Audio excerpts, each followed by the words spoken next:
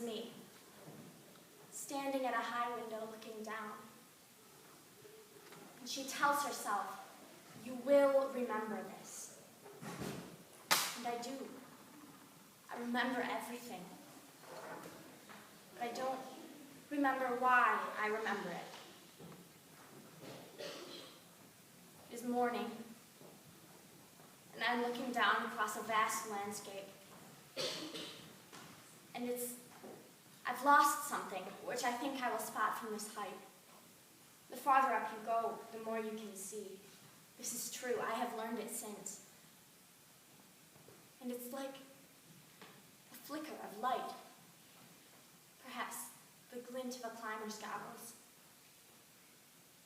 The quirk, almost indiscernible, of the wrong color, the dropped glove, the upturned shoe. These things, the slight, the rare, I see them as others do not. I am gifted. But here, there's something about this memory that I can't.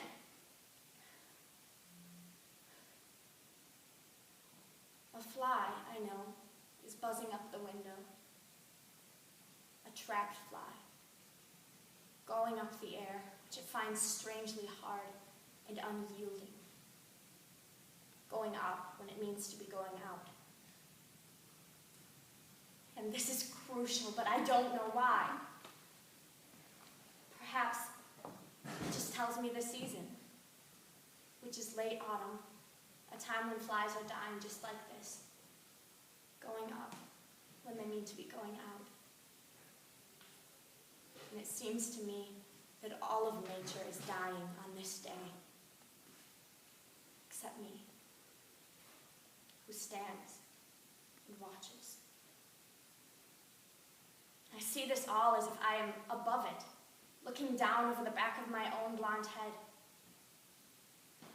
I see most of my past this way, remembered with a cool detachment, which looks down on the child that I am, experiencing something dreadful, which I experienced but didn't, which I experience again in recalling it, but don't.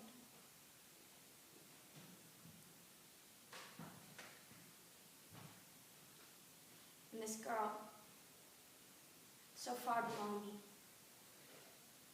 who could have lived my life if I hadn't left her down there and come up here to watch her. I was so very good at that. A trick I learned so early. So I became a flyer. But she asked me to remember this. So I stand with her and we look down over the hills of a bald, uncertain autumn. And we hear the fly. And we wait.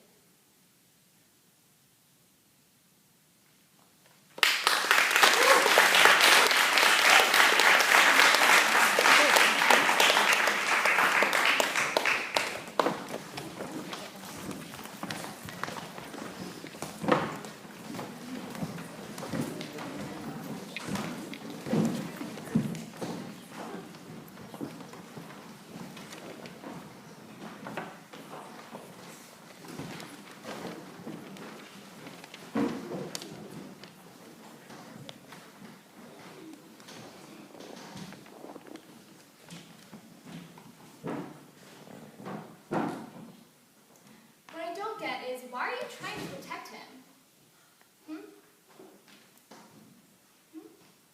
You know damn well that if the roles were reversed, he would give you up in a heartbeat. Fine, don't talk. But as it stands right now, you're going down for triple homicide. That's right, one of which being an 8-year-old boy. Do you know what they do to child murderers in prison? Do you? He told me he didn't do it. What's that? I didn't hear you. He told me he didn't do it. Oh, he did it all right. The techs are going through the video right now. There's a video? Yep. Then why do you need me? Because you can tell us why. Why would he kill that family in cold blood? What was the boy's name? That doesn't matter. Yes, it does. Just tell me his name. It was Ryan.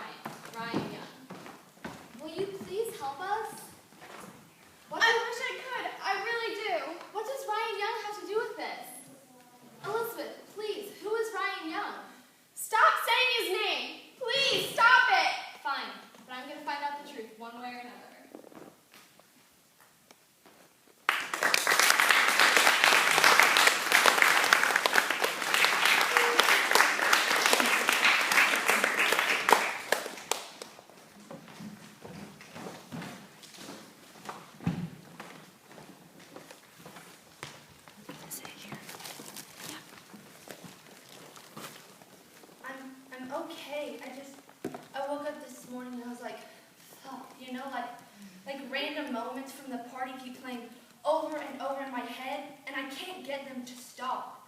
Like cars honking, and right when we came in, and Slow Girl had eaten all those Jell-O shots, she had this little triangle of orange Joe on her chin, and I was like, it's like, hold on, Mary Beth, let's get a napkin. And I started to wipe her face, but she wanted to do it herself. She wiped like every part of her face except for where that Jell-O chunk was. It was hilarious. And I started laughing, and then she started laughing, and then she turned it into this whole comedy routine where she wiped all over her body like she was trying to find that Jell-O chunk. We laughed our asses off. I don't know though, when I think about going home and answering more questions from the police and sitting at dinner while my dad's trying as hard as he can not to look at me, it's just like, what's the point, you know? But you know what I thought of though on my walk today? I thought, this is the lowest point I've ever been, both on the globe and in my life.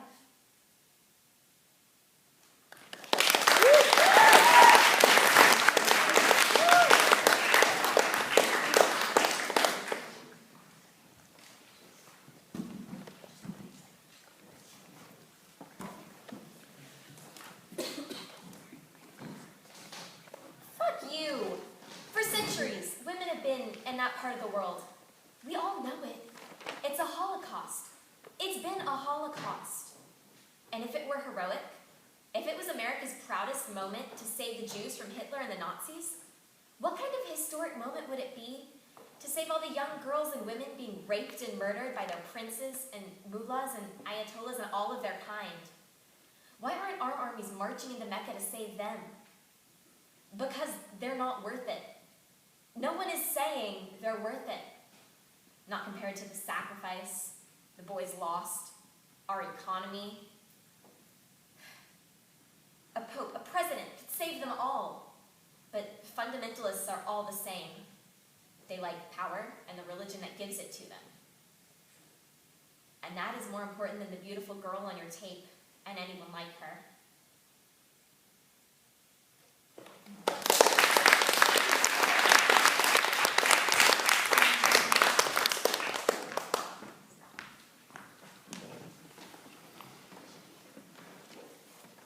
I think I'm like my mother. She came down here at night. I know I'm not supposed to be down here, but I couldn't stop myself. But I know she came down here, sat here, swam in there. She's not in the house anymore. I used to look for her. I found things that she'd touched, a piece of paper with her handwriting on it, a shoe in the garden, a dress she had worn. It hadn't been washed. Look, I need to tell you something, but I don't want you to look at me. Just look away. That's it. If you look at me, I'll stop. I used to think everyone had dead bodies in their houses. I go down to the room where he got them ready. He caught me once, looking at the powder he used on their skin to stretch it out. I tried to use it on mine, but he stopped and said, "It's only for dead bodies." I go down there every night, and if he had one, I'd peel back the sheet to look at their faces. I used to think that if I stared at them long enough, I could bring them back to life, make them breathe again. One night, I went down there, and I saw he had a new one, so I went over to the table, and I stopped, and I stared. It was my mother. No, don't look at me. It had happened late at night, and no one had woken me up to tell me, and that's how I found out. Her skin was still streaked with mud, her hair still damp from the water in the river, a piece of weed in it. I stared at her, trying to make her come back to life, trying to make her chest move, but nothing happened. So I reached over, and I pulled back an eyelid so she could open her eyes and look at me, but her eyes had rolled to the back of her head, and only the whites were showing. And I tried to pull it back down, but it had gotten stuck. I ran upstairs to my dad's room, and I told him he had to come with me.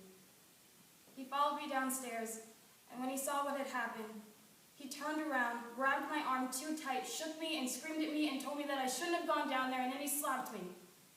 Right here. You know, sometimes things happen to you, and they get stuck in your head and you can't get them out. I wish you could take them out for me so that I didn't have to remember.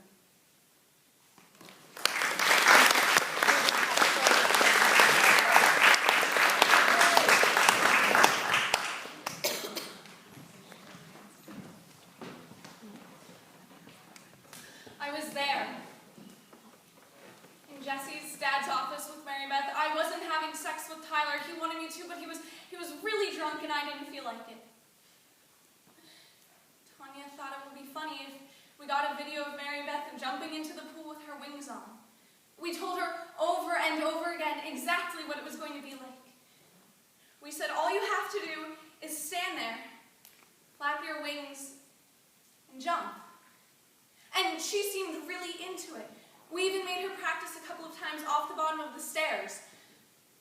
We were going to have people in between the house and the pool just in case she didn't jump far enough. And they were going to be holding out quilts, but she didn't wait for us to get ready. She just stood on the windowsill and jumped. She just went. It was like she had a death wish or something. She just jumped. I wasn't trying to fix her wing like she said. I was trying to grab her arm and pull her back in. I wasn't laughing at her either. I was saying, Mary Beth, don't jump. That's the truth. I promise. It was the worst sound that I ever heard